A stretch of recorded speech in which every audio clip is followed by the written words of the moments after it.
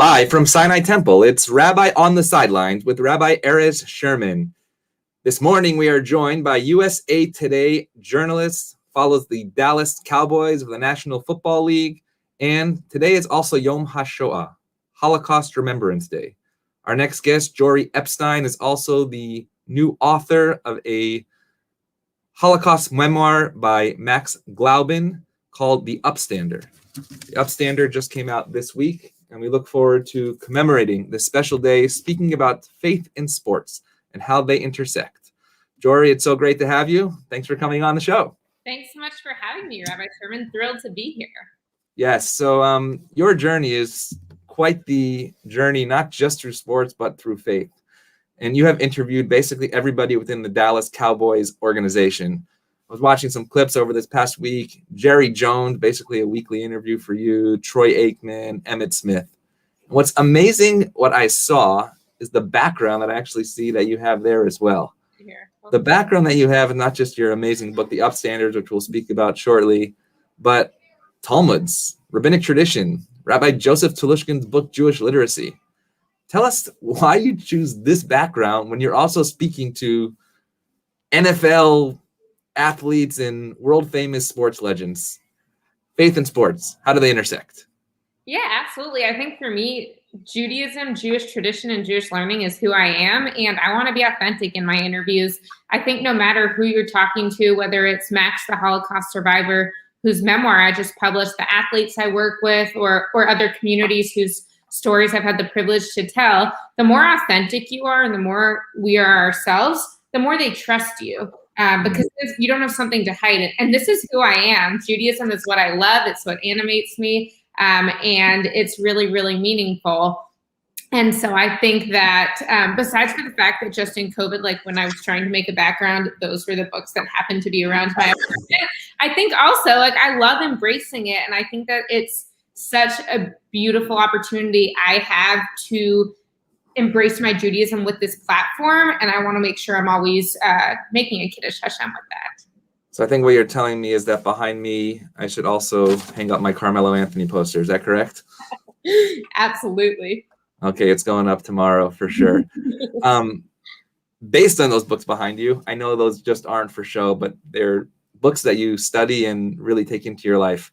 I don't get to ask many journalists this question. You know, I've had some amazing journalists within the sports world on this podcast over the last few months.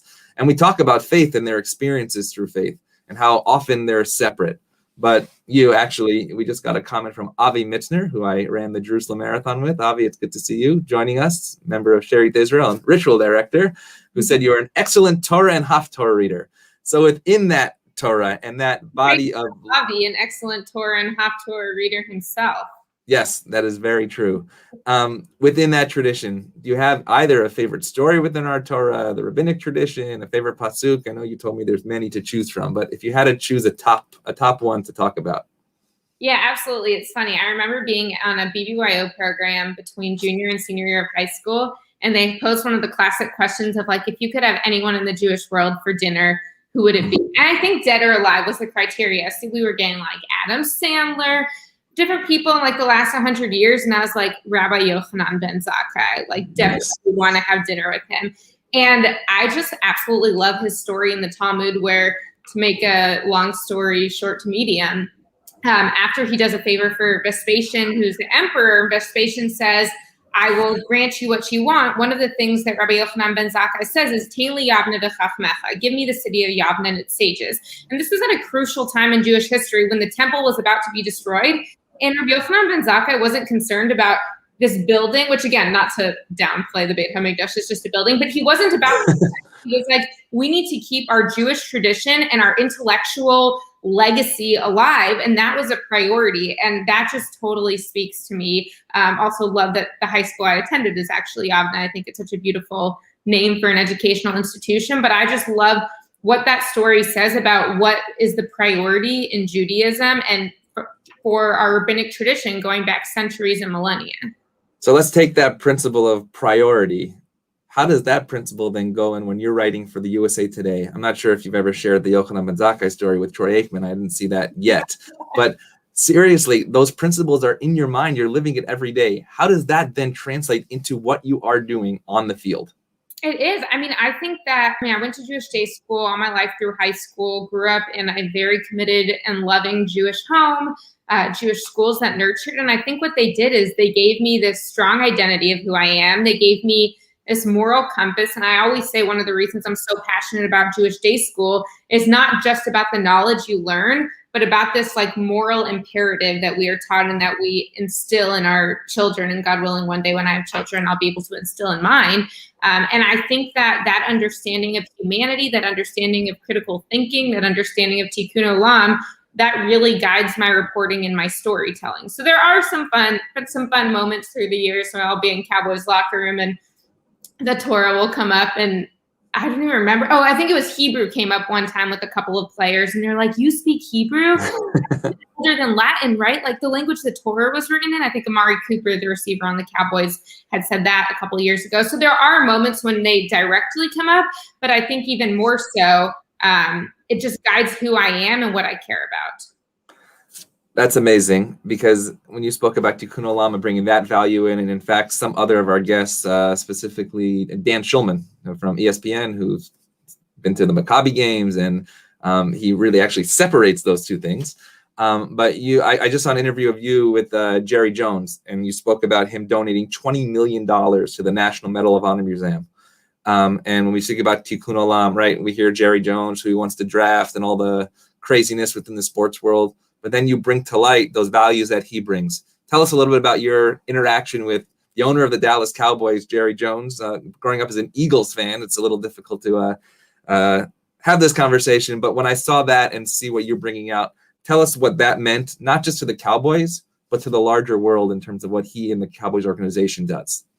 Yeah, it was interesting with the National Medal of Honor Museum story I worked on, because a lot of the things that Jerry and his daughter, Charlotte Jones, who was part of that interview, for a portion of it as well, were saying, I was like, these are the messages I'm trying to convey with this book. I've got the Upstander coming out. And the idea was you take these moments in history and in our heritage, legacy, national culture, where people really exhibited the best of what we are about and moments that really tested them. And you say, how can we remember those stories, remember the sacrifice, and use it to build a stronger, better future. And that's what they were trying to do with the National Medal of Honor Museum. And I think that kind of what we were talking about with understanding the humanity, and I almost feel like it's in Judaism, that idea of like, we're all created in the image of God, and like we've all got that godliness in ourselves, and we need to find that in other people. And I think that, I don't know if this is giving Jerry too much credit, but I think he does that in some ways where I have never been around him in an interview session or seeing him, how he treats the people who works for him, where he doesn't just have such a genuine capacity to understand and care for their humanity. And I mean, he'll look you in the eye when he answers your questions, and he'll give you a thoughtful response. And we certainly come from different backgrounds, but that's something I appreciate about how he operates. So our tradition says, Ma'alin v'kodesh v'lo moridin, that we should only go up in holiness and not down. So we're going to start with the mundane, which is sports and football, and we'll get to the kodesh in terms of Max Galuben in a minute. Here's an interview that we're going to share with you and Troy Aikman. So we'll watch this for a moment, and then we'll have a chance to ask a question. Now that we've seen the 6 and 10 years, some of the injuries and the lack of depth, where would you rank the Cowboys' talent this year from 1 to 32? They're a more talented team, certainly, than what their record indicated this year. Now, there were a lot of reasons for that. They had a number of injuries, and I think there are some holes that that they'll need to address. They know that through free agency and through the draft. But overall, I just don't believe that this is when healthy. I just don't believe that this is a team that's in a rebuilding mode. So draft's coming up April 28th. What do you have for us? What do we see for the Dallas Cowboys? I mean, it would be in their best interest to upgrade their secondary. I would never put it past Jerry Jones and the Cowboys to go offense again like they did with CeeDee Lamb last year on the 17th pick. But they really need help in their secondary. They could use some help run stopping as well. So if I were them, I'm taking one of the cornerbacks that is at that point. Plus, when you've got a draft where so many of the picks before them are going to be quarterbacks, offensive linemen, et cetera, they can really get the cream of the crop defensively. But they like to make a splash. So we'll see. Nice. Now let's talk about your sports background. You grew up in Dallas, Texas, Sherith Israel, of course, in the synagogue, but you're now covering your hometown team. What was the passion of sports? What was the inspiration as a young kid? And when did you realize, like, I got this, I can do this? So the funny thing is, I loved playing sports growing up. I mean, I played basketball, volleyball, ran track for like the one semester that my day school had it, all of those things. But I really didn't follow sports very much. Like, I'm not sure I guess I watched like the Mavs championship runs like a couple times, or I would get the updates at camp, but I really wasn't a big sports fan, and certainly not a football fan. I didn't start learning the rules of football until I got to college. Oh my God. So the irony of it is, like, this was not my goal or dream or passion, even though I appreciate what sports can give us. It was kind of a roundabout way where I got to UT. I wanted to work for the school newspaper. I knew I loved writing. I considered working for the news department, and then they were like, great, anytime news breaks, you leave class and you go report it. And I'm like, I'm not doing that. I love class. And then I was maybe I'll work for the opinion section. My sister had done that. I thought it'd be interesting, but I'm like, I just showed up on this campus. Like, who am I to opine about what's going on here? So it was almost a scheduling thing that got me into sports, that I'm like, well, this kind of works with like the other things I'm trying to balance in my life. And then I started working for the sports department of the Daily Texan, which is UT's student newspaper. And I wrote a couple features and realized that writing about sports, and I think this is why fans love it too, but this is why I love it as a writer, you really get into all parts of life. So I was writing about, I'm writing about social justice, mental health, labor issues, medicine, what it takes to work together as a team and put the group above us as individuals. And I think I just realized that it was an incredible platform to just try and better understand humanity and teach it to my readers, but then they read it because they think they're reading about their football team. Yes. And I kept going with it. And then UT actually had a partnership with Sports Illustrated, where every semester they sent one student to New York. And I found out about that to work with Sports Illustrated. So I found out about that my freshman year. And I'm like, I want to do that my junior year, when some people were planning to go abroad. Like, what do I need to do to be competitive for it? So I kind of worked through that. And then it was funny, my senior year, when I was still deciding whether I was going to go to law school or go into sports journalism, I remember sitting at Sherith Israel at Kiddush lunch one day, talking to my uncle. Kiddush lunch, one day that'll be back. Yes, I know, Kiddush lunch. Talking to my uncle, who's never shy on his advice, and him being like, you can go to law school anytime. You can't work for a top 10 sports section anytime. And again, not to downplay law school, daughter of a lawyer, sister of a lawyer, respect what they do. But I just remember him telling me that. And it was like, this is an opportunity. Let's see where it goes. So I did not think I would be doing it as long as I have been, or as long as I continue to, in large part because of my Judaism. And it's been really cool to see that rather than being an impediment to working in sports, my Judaism has actually, it's really shaped who I am in this industry, and the industry's really embraced it. So I want to get that in 1 second. You mentioned University of Texas. Tell us about your Hillel involvement, but first tell us about the Shaka Smart. What do you think of that move? You know, again, going back to like, I like when things work out for the people. If Shaka wasn't going to work out at Texas, I love that he could land somewhere else, and then they can find their next the coach person. Grabbing somebody in Texas, but what's it called? Coach Beard from Texas. And now he's taken like coaches from like 3 other schools in Texas. So they're pretty much draining the state, which honestly might not be bad for recruiting. But that was definitely an interesting move. And then, yes, Texas, Hillel. So I was pretty involved with Hillel and Chabad at Texas. Actually, one of my favorite things, and your friend Maya, whom I didn't speak highly of, and I'm speaking to Texas, Max and I are together are speaking to Hillels, including Texas Hillel tonight for Yom Hashoah. Maya actually got there after I left, although we connected when she was in Maryland, because I crashed a Maryland alternative spring break trip. But yeah, so Texas Hillel was amazing, both in terms of giving me a Jewish home, which was really important to me because the first 18 years of my life, half of my day at least was devoted to understanding my Judaism. And I really missed that when I went to college, and I have not stopped missing it. And that's why I'm listening to out in LA, Ed Feinstein. I'll be listening to those years at like midnight while doing my dishes and folding my laundry. Make sure you get Rabbi Wolpe's in there too. I know. I had some of his clubhouse as well. Yes. Thursday nights at 5 o'clock or 6 o'clock. But yeah, so I think one of the other things I loved about Hillel is they had a tzedek social justice program that I was involved with. And I had worked with the homeless community in high school some. And then I had an idea of how I wanted to transition that into my college experience, and ended up working with Hillel to mold that.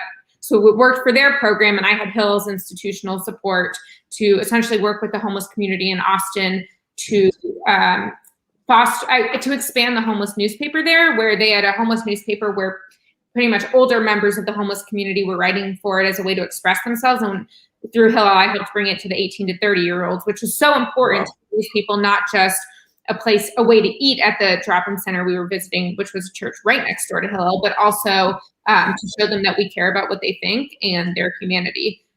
So that I'm thrilled with that. And Hillel has continued to do great work. And my brother, who's a senior at Texas, definitely loves being a part of it still.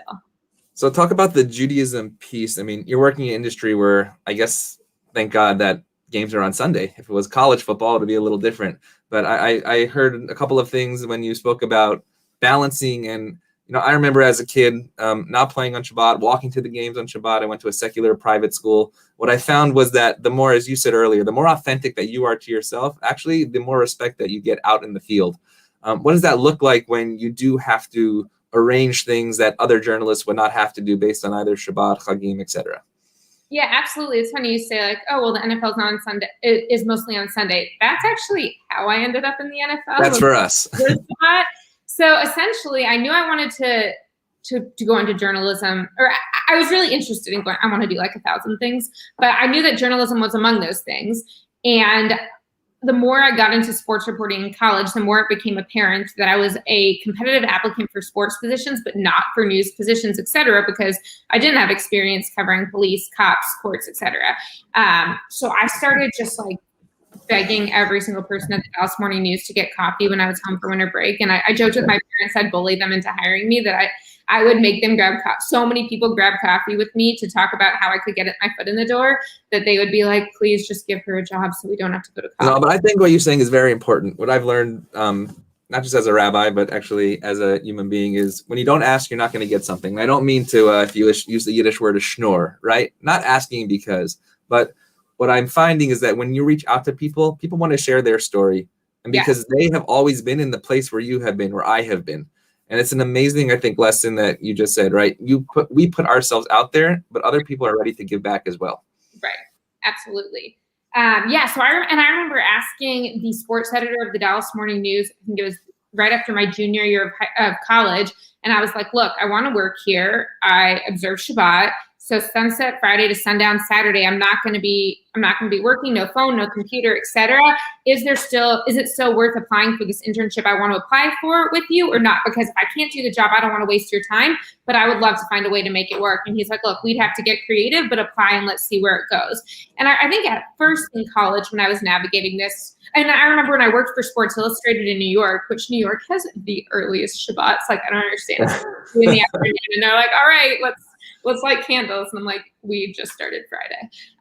But I actually ended up going into the office on Sundays, which worked well for them because the magazine went to print on Monday. So you kind of find these ways of how can you make it an advantage that helps the team more rather than detracts. And that's what I kind of came, the more I got in. So I started working at the Dallas Morning News, and I actually started more in a producer role than a reporter, even though they knew I wanted to write, mostly because this internship I had initially applied for was primarily high school football, which happens Friday nights. And it's not discriminatory not to take me. I can't do your job.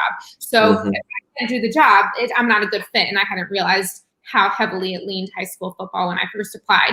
So once I got my foot in the door, they knew I wanted to report something. And they're like, well, why don't you go to the Cowboys games when our reporters go, and when all of our Cowboys writers go to Cowboys locker room after, you can go talk to the opponent and try and get that Cowboys-centric story, something different. And so my goal was like, then when that happens, which is a very interesting experience for like a 22-year-old woman trying to get like quotes from like angry men who just lost a game who I don't know. The locker room as they're all like showering and trying to get out of there. And I came from a modern Orthodox Jewish day school, but that is a whole aside. Definitely an interesting life experience. But my goal was like, how much could I prove that I could be an asset to the team in that regard, so that I could keep going with it. And then the more I got these opportunities, it became less of, I'm sorry that I can't work on these 25 hours, and more, here's a lifestyle decision I've made. All of the work that you're interested in hiring me on the basis of has come with this lifestyle decision.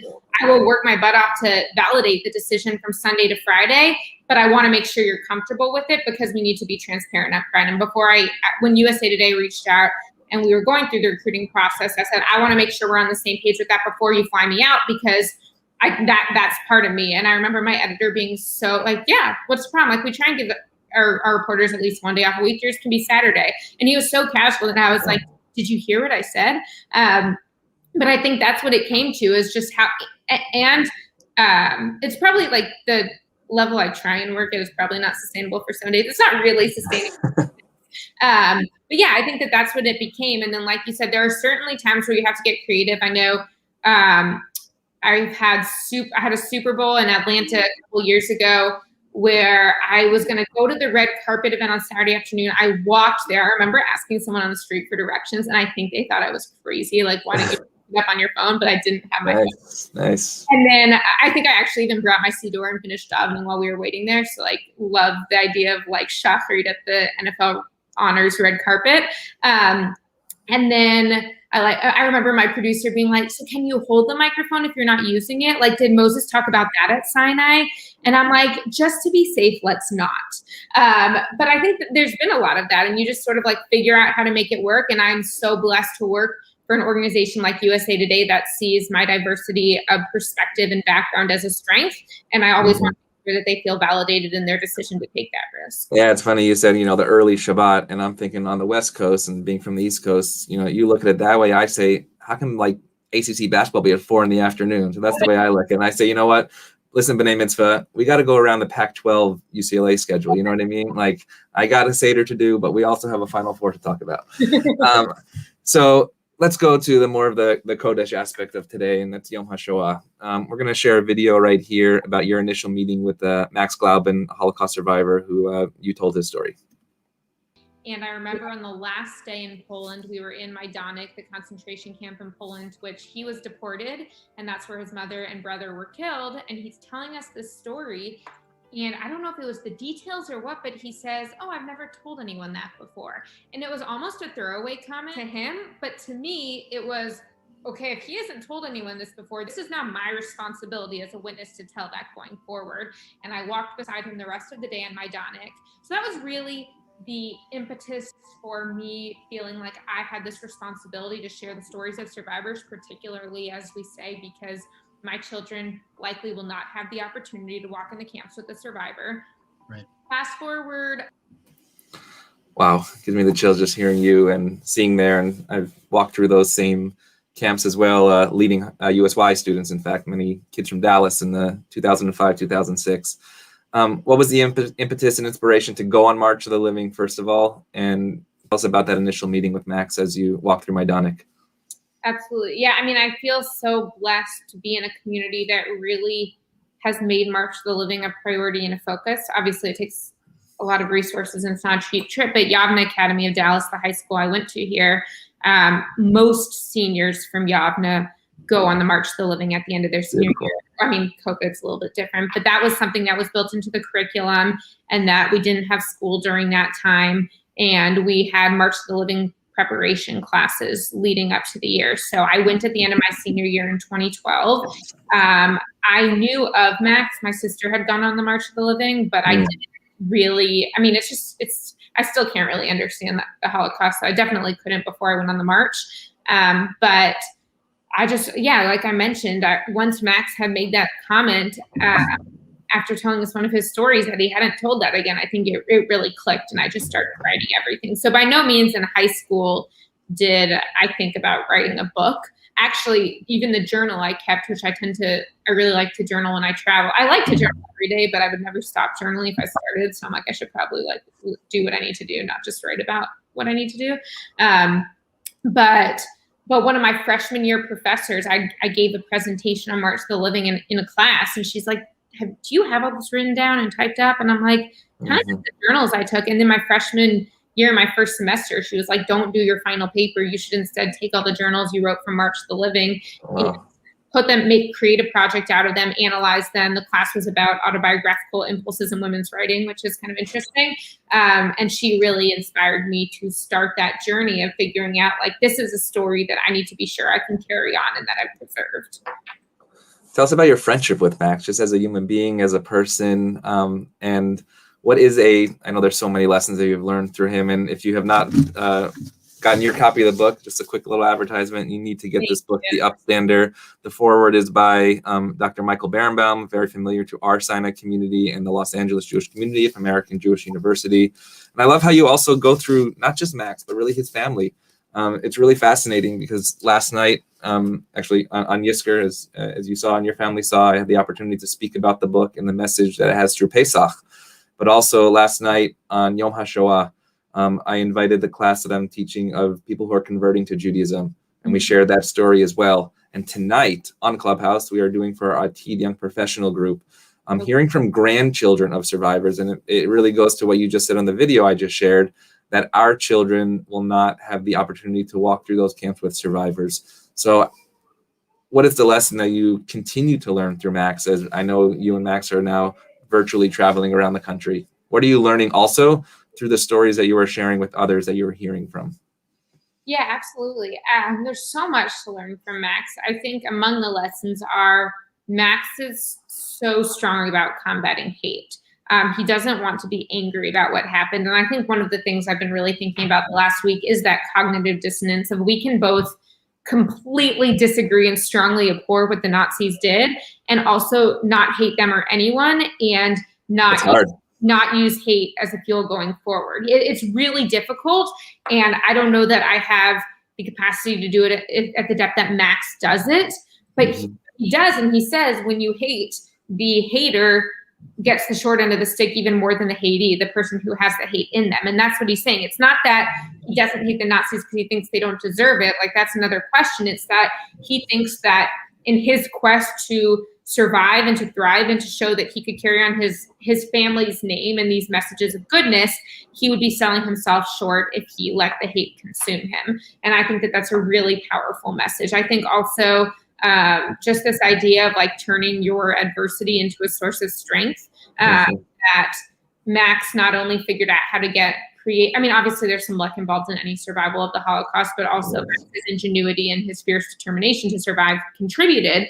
But then he didn't just stop. Like, he spent the last 30, 40 years of his life committed to really teaching people this remembrance and how we can combat hate today, how we can embrace diversity, how we can stand up against intolerance, which is why I love that the title of our book is The Upstander, because Max's whole thing is like, yes, the Nazis did this, but also there were so many bystanders in the world who allowed this to happen.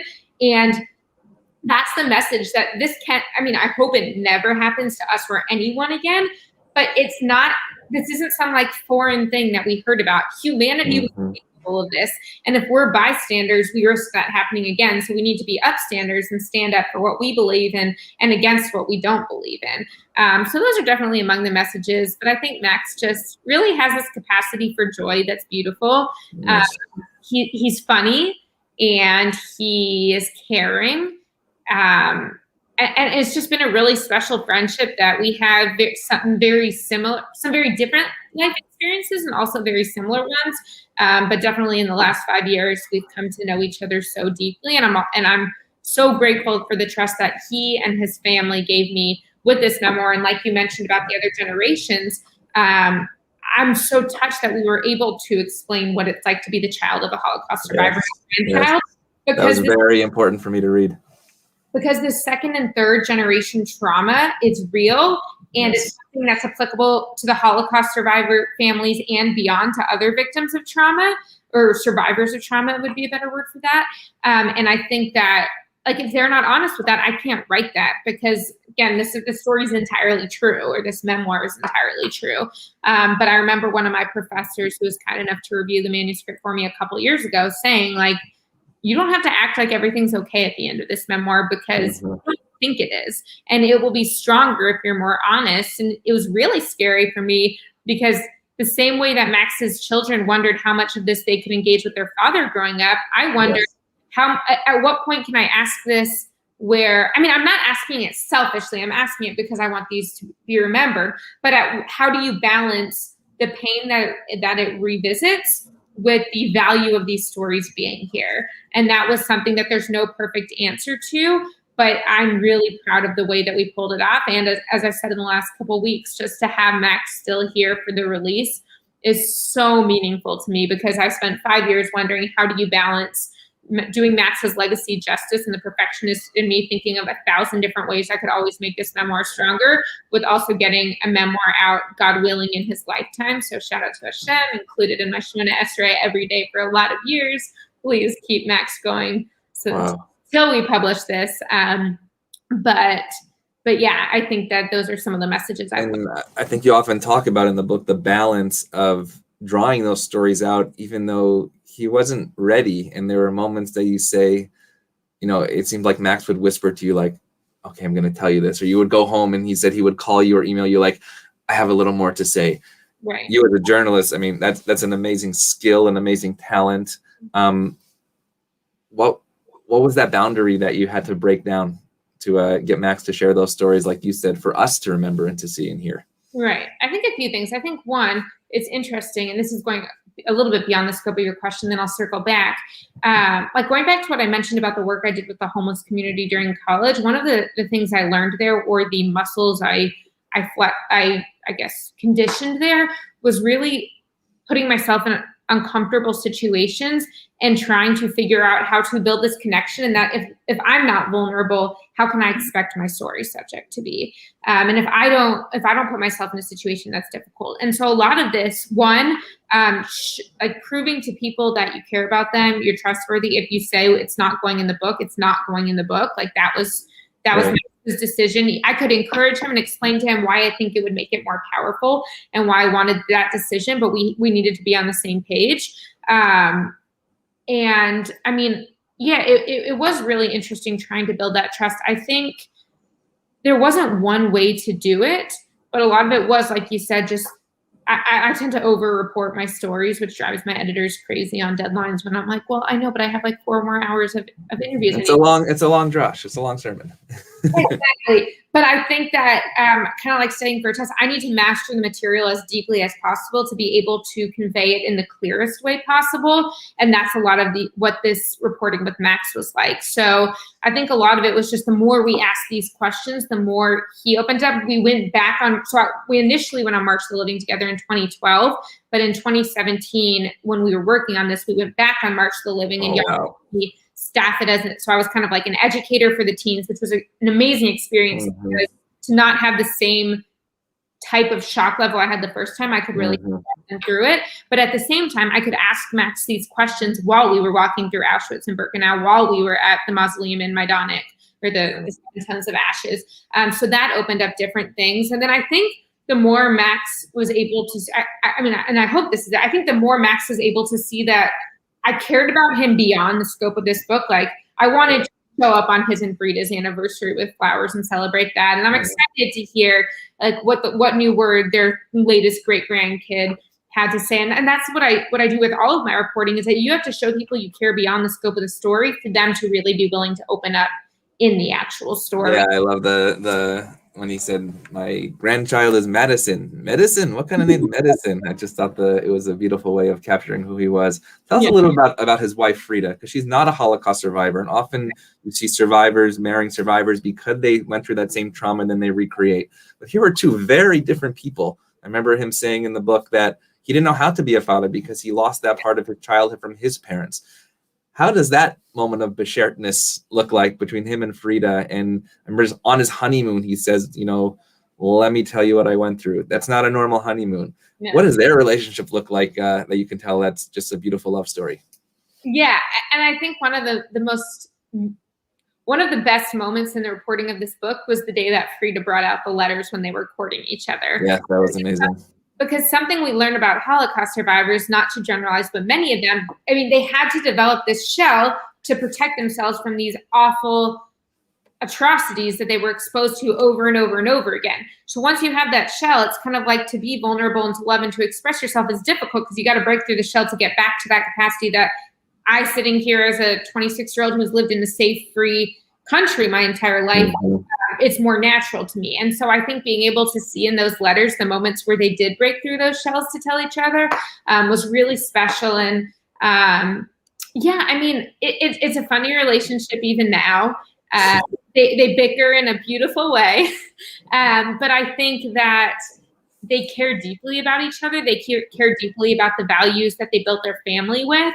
It wasn't always easy, their marriage or their parenting or even their grandparenting necessarily. But I think that both of them are so strong for what they've been through, and they figured out how to combine those strengths to build this incredible family. And they now have 3 children, 7 grandchildren, and 3 great-grandchildren. Wow.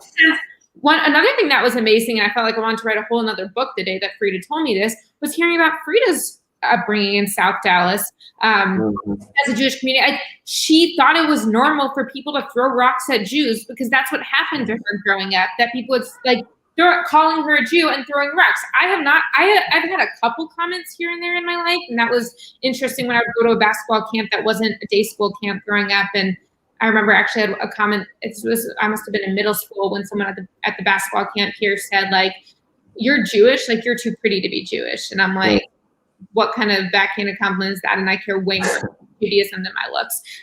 But I think it was just interesting. Like, I certainly have not been in a situation where someone's throwing rocks at me because of my religion. And that was happening here too. And I think that you take all of their different backgrounds and remember that even though there's no comparison to the Holocaust, they both had these difficulties in their past that they brought into the relationship.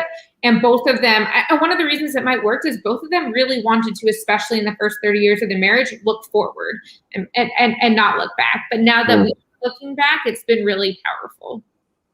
So one light question and then one concluding question about what we can do as the next generation. Number one, is Max a sports fan, Cowboys fan? Has he gone with you to the stadium, or how does that work, or is that not part of his life? He has not gotten me to the stadium, but he is a sports fan. He'll call me and let me know what he thinks of the games and what he wants me to call Dak or Jerry Jones or whomever. That's great. And yeah, he certainly follows it along, which is fun, and it's fun to hear his takes on it, or if he reads my articles. So perhaps we will get there one day. I have told a couple of the Cowboys about my project with him. And it's been really interesting to hear their responses to it. I remember actually one time I was on Upstander, California, where the Cowboys hold their training camp. This would have been summer 2019. And I was talking to Amari Cooper, the Cowboys receiver, and he was like, "Oh, how was your summer? What were you up to?"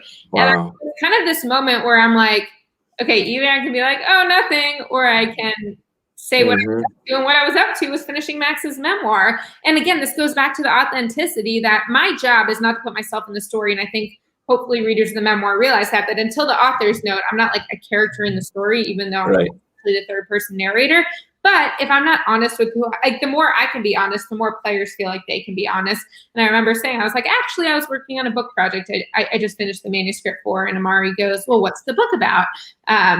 And I told him it was the memoir of a Holocaust survivor. And he was like, "Oh, like, how did he survive? Did he meet Hitler? Have you met him? Where does he live now? Oh, he lives in Dallas." Like, I was asking me all of these questions. And that's one of the most meaningful things to me, is to see what other people care about. And that was one of the ways I researched this book. Was I would go to Max's speeches, not because I wanted to know where he was born, what camps he went to, and how he survived, but because I would take notes and say, like, this is when the audience was like, "Oh my gosh," this was when the audience was moved, when the audience thought it was funny, and almost this like analysis of what my readers would want. And similarly, Max has an interactive digital testimony with the Shoah Foundation, where you can ask essentially holographic Max a question, and the artificial intelligence and natural language processing will queue up one of 1,146 answers he gave them. And I talked to the people from the Shoah Foundation, and I said, what questions have been asked the most, or what answers have come up the most? And then when I learned that people were wondering, had Max experienced anti-Semitism or intolerance in the United States? And then I was like, well, then I need to make sure, like I had mentioned it almost in passing before. The Alabama piece. That's exactly. Yeah. When Max was in Alabama in the 1950s, as a shoe salesman, the KKK was putting stickers on his box saying, "KKK, don't buy from a Jew." And that was something that there was just so much from Max's story that I need those abilities where I can see more clearly what's going to resonate, and things like the Shoah Foundation, and going to his speeches and talking to players like Amari allow me to see here's what other people connect with in this overwhelming story. So is there ever a moment then this coming year that you can talk to the Cowboys and say, I want Max to talk to the team? Is there a moment there that can happen? I mean, you look at anti-Semitism actually this past year, for instance, in the NBA, Steven Jackson, right? When that happened, Rabbi Wolpe went on Instagram on that Thursday night, and they had a conversation together. And Rabbi Wolpe asked him, what can I do for the Black community? And he asked Rabbi Wolpe, what can I do for the Jewish community? Is there a moment now that you have written this book and somebody's asking what it's called, The Upstander by Jori Epstein, that you can say, I've written this, I'm an established NFL reporter, this is an important message for athletes to understand? Yeah, it's a great question. And I think the way I see it is I'm definitely very open. And like you said, I'm not putting these two parts of my life in separate boxes. My Judaism and now my role in helping preserve Max's testimony are a part of who I am. And if you go on my Twitter, my Instagram, et cetera, which are my professional accounts, that is a part of it. What I have to figure out is where the conflict of interest comes in, because let's say we do that and then the Cowboys are like, great, we want to buy a book for everyone on the team. Then is that an ethical issue with my bosses about how it shapes my reporting going forward, whether I think it will or not? So that's more where I have to figure it out. But I definitely have goals of how I want to combine the two, particularly because, I mean, I cover a team where Dak Prescott, the quarterback, is like the king of turning his adversity into strength. I mean, he lost his mom. He grew up in a biracial family in Louisiana in a trailer park, poor. His mom was pretty much raising him. She died of colon cancer in college. His brother died by suicide just about a year ago after caretaking for their mom. He had this injury last year. We weren't sure if it was going to be the end of his career. Thank God it doesn't appear to be. And his whole thing is like turning your adversity into your strength and viewing it as like, this is how God is allowing me to show people where I can go. And you talk about faith, actually. Before Dak's mom died, Dak was one of three, so now two of them are still here, unfortunately, because Jace died by suicide last year. But he gave each of them a message, and it was faith, fight, and finish were her three messages to her sons, and that was something they talked about in the eulogy. And I've talked to the pastor who gave that eulogy, which it was a beautiful one after Peggy died. And Dak was faith, and he carries that with him everywhere. And he has it. I want to say, I'm trying to remember. I think he's got like fight and finish tattooed, and then he writes faith on the wristband on his like sweatband before going into games. But like that is his role in the family, to be that faith, and it has been unwavering. So when you talk about the overlaps between Max and Dak, and again, different backgrounds, different adversities, but I think that's one of the things I like about where the progress we've made as society in the last year or two is we've realized it's not about like who has it worse or how they had it worse. Like it's more, all of us have dealt with adversity in different ways. All of us have the capacity to be strong.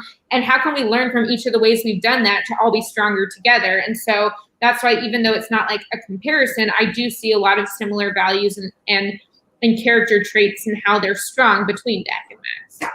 Well, I know that you are going to be an amazing shlicha, not just to the Cowboys, but to the NFL, to the Jewish community, but also really outside to the Jewish community as well. Last question, back to the whole, to the ordinary, to the secular. LA Rams, what's going to happen here in LA this year? Rams, Chargers, what do you have for us? It's a great question. I mean, it'll be fun to see what Stafford can do. And Sean McVay, I mean, you still have one of the best minds in football. It's interesting to see how he applies that, plus a defense that's really strong. I don't really understand how they acquire their assets, because they have like the strangest front office dealings in kind of the best way that I'm pretty sure they're never going to draft a player again with everything they've given up, but it's kind of cool.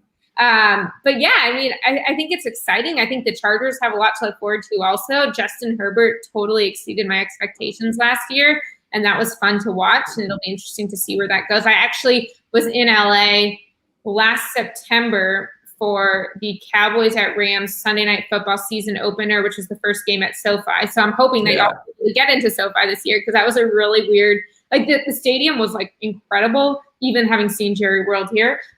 But I'm like, this is empty. Like, and like people don't get, like when you're sitting in the press box, you're not like hearing the broadcast naturally anyway. So I'm like, I'm just watching this football game that's like all these people are watching around the world on Sunday Night Football, but like it's completely silent in this stadium and in this press box. Not completely, but Right.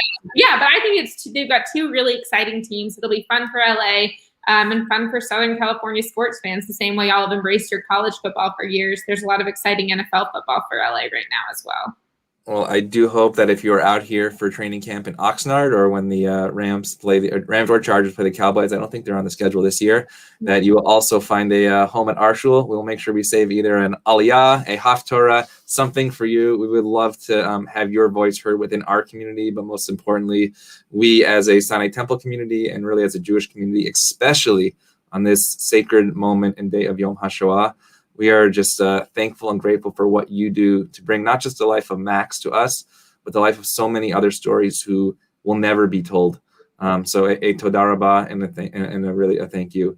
I don't usually end the Rabbi on the Sidelines this way, but we say zichronam livracha, that truly the memories of the souls that have been lost on and during that treacherous and just difficult time in our history should be a blessing for all time, and we will say amen. Coming up next week, we have a double dose of Rabbi on the Sidelines. On Tuesday, Coach Matt Doherty, former coach of North Carolina, author of the newly released book, Rebound from Pain to Passion, North Carolina, new coach, Hubert Davis. He'll be discussing those aspects. And on Thursday, ESPN bracketologist Joe Lunardi, already looking forward to next year's NCAA tournament and March Madness. Join us next episode on Rabbi on the Sidelines. Thank you so much to Jori Epstein, USA Today, Dallas Cowboys NFL reporter, and most importantly, author of this amazing memoir, The Upstander, Story of Max Galuben. Have a wonderful week. Thanks, Rabbi Sherman.